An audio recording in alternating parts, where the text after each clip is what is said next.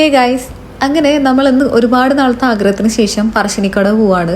അപ്പോൾ പെട്ടെന്ന് എടുത്തൊരു തീരുമാനമായിരുന്നു. ഇന്നലെ നമ്മൾ തീരുമാനിച്ചതാ ഇന്ന് പോവാണ്. അപ്പോൾ എൻ്റെ ഫാമിലിയൊക്കെ കൊടുങ്ങല്ലൂരിൽ നിന്ന് വന്നിട്ടുണ്ടായിരുന്നു. അപ്പം ഞാനിവിടെ നിന്ന് കൊയിലാണ്ടിയിൽ നിന്ന് ബസ്സൊക്കെ കയറിയിട്ടോ.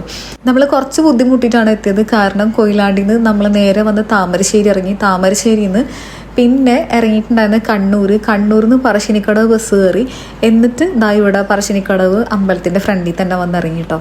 അപ്പോൾ അവിടെ നിന്ന് സ്റ്റെപ്പ് ഇറങ്ങിയിട്ട് വേണം പോകാൻ. ഇല്ലാന്നുണ്ടെങ്കിൽ നമുക്ക് ഓട്ടോ വിളിച്ചിട്ട് വേറൊരു സൈഡിൽ കൂടെ പോവാം. സ്റ്റെപ്പ് ഇറങ്ങിയാണെന്നുണ്ടെങ്കിൽ നമ്മൾ നേരെ ഈ ഒരു സ്ഥലത്തേക്ക് എത്തുക കേട്ടോ.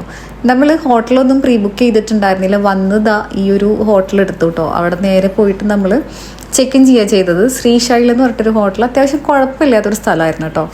നമുക്ക് റൂം കിട്ടാൻ വലിയ ബുദ്ധിമുട്ടുണ്ടായിരുന്നില്ല. കാരണം അവിടുത്തെ ഇതേപോലെ ഷോപ്പിൻ്റെ ഇടയിൽ തന്നെ കുറേ റൂംസ് റെൻറ്റിനെന്ന് കുറച്ച് എഴുതി വെച്ചിട്ടുണ്ടാവും. അപ്പോൾ അവിടെ നമുക്ക് ഡയറക്റ്റ് പോയിട്ട് ചോദിക്കാം കേട്ടോ.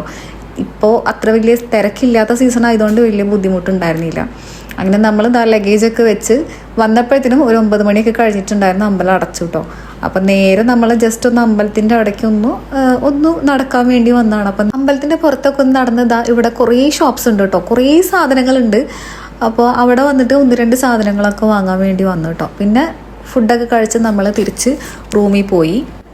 അടുത്ത ദിവസം രാവിലെ തന്നെ നമ്മൾ കുളിച്ച് റെഡി അമ്പലത്തേക്ക് പോകാൻ ഇറങ്ങി കേട്ടോ. തൊട്ടടുത്ത് തന്നെയാണ് അമ്പലം. അതുകൊണ്ട് വലിയ ബുദ്ധിമുട്ടുണ്ടായിരുന്നില്ല. പിന്നെ രാവിലെ ദർശനം കൊടുക്കാനിരിക്കുന്ന സമയം 6:30 മുതൽ 8:30 വരെയാണ്. അതുപോലെ വൈകുന്നേരം 6:30 മുതൽ 8:30 വരെയാണ് കേട്ടോ. അപ്പോൾ നമ്മൾ രാവിലെ തന്നെ കുളിച്ച് വന്ന് അതൊക്കെ കണ്ടതിന് ശേഷം പിന്നെ നമ്മൾ ഇവിടെ തന്നെ പ്രസാദ കൗണ്ടർ ഉണ്ട്. അപ്പോൾ അവിടെ നിന്ന് ഇവിടുത്തെ പ്രസാദമായിട്ടുള്ള വൻപയറും തേങ്ങാക്കൊത്തും ചായയും കഴിക്കാൻ വേണ്ടി നമ്മൾ പോയി. ഇത് ഒരു രാവിലെ 7:30 മുതൽ രാത്രി 8 മണി വരെ ഉണ്ടാവും കേട്ടോ. പിന്നെ രാത്രി ആയി കഴിഞ്ഞാൽ ഇതിന് ശേഷം അവിടെയൊക്കെ ഒന്ന് വൃത്തിയാക്കി അവിടെ ആൾക്കാർ റെസ്റ്റ് എടുക്കാനായിട്ടിരിക്കും. അതുപോലെ തന്നെ നമുക്ക് അമ്പലത്തിൻ്റെ തന്നെ ഒരു സ്ഥലമുണ്ട്, റെസ്റ്റിംഗ് റൂം. അതായത് നമുക്ക് ഇപ്പോൾ തലേദിവസം വന്ന് വേണമെങ്കിൽ അവിടെ നിൽക്കാം കേട്ടോ. എന്നിട്ട് രാവിലെ തന്നെ കുളിച്ച് അമ്പലത്തിൽ പോയി തൊഴാം.